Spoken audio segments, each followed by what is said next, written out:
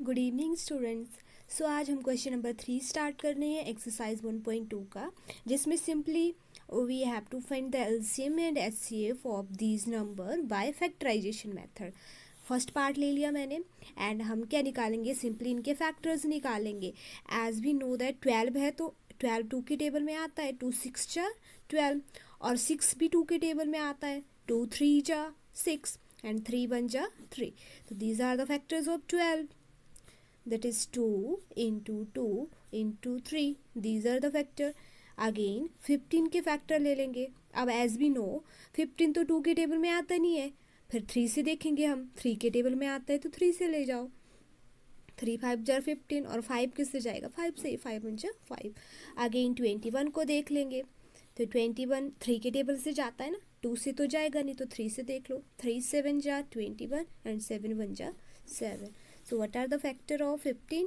लिख लेते हैं 3 into 5 and the factor of 21 is 3 into 7.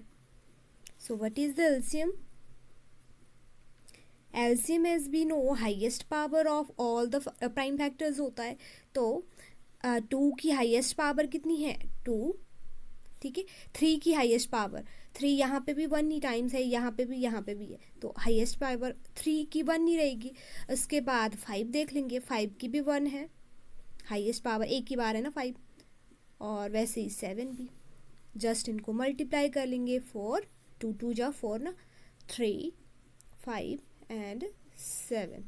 This is 4 3 जा 12 इंटू 5 इंटू 7 विच इज 60, 12 5 जा 60 ना into 7, and this is 7 0 jar 0 and 7 6 jar 42. So this is the LCM of this. And what is the HCF?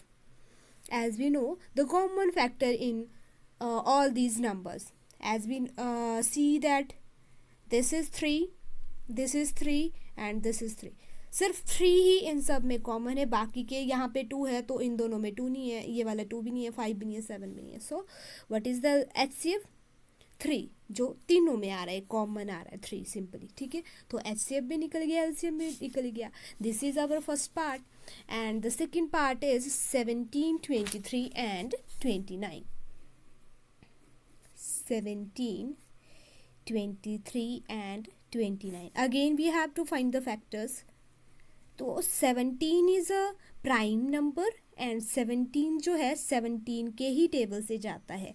उसी तरह से 23 भी एक prime number है। Prime number का मतलब होते हैं ऐसे नंबर जो अपने ही टेबल से जाते हैं, तो यह अगेन 23 से ही जाएगा।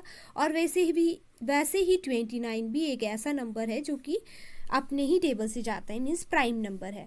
तो 17 के फैक्टर क्या आ गए, 17 इंटू 1, ठीक है, 2 ही फैक्टर हैं।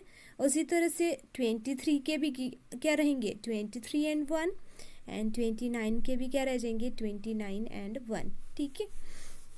मतलब 17 को 1 से एक ही 1 जो है इनमें कॉमन आ जाएगा। तो what is the HCF of this number, 1 1 1, सभी में क्या आ रहा है, सिर्फ 1 आ रहा है, तो 1 इज HCF। एंड LCM क्या आ जाएगा, simply we have to multiply 17 into 23 into 29, जो भी मल्टीप्लाई करके आएगा वो इसका LCM हो जाएगा, ठीक है। तो this is the second part of this question and the third part is 8 9, this is 8 9 and 25। तो लास्ट इज 8 9 and 25। अब हम 8 के फैक्टर्स ले लेंगे। एज बी नो ये तो 2 से चला जाता है, 2 4 जा 8, अगेन 2 से चला जाएगा, 2 2 जा 4 एंड 2 1 जा 2। इसी तरह से 9 ले लो, 9 3 के टेबल से चला जाएगा, 3 3 जा 9, 3 1 जा 3। उसी तरह से 25 ले लो, 25 किसके टेबल से जाएगा, डायरेक्ट 5 के, 5 5 जा 25, 5 1 जा 5।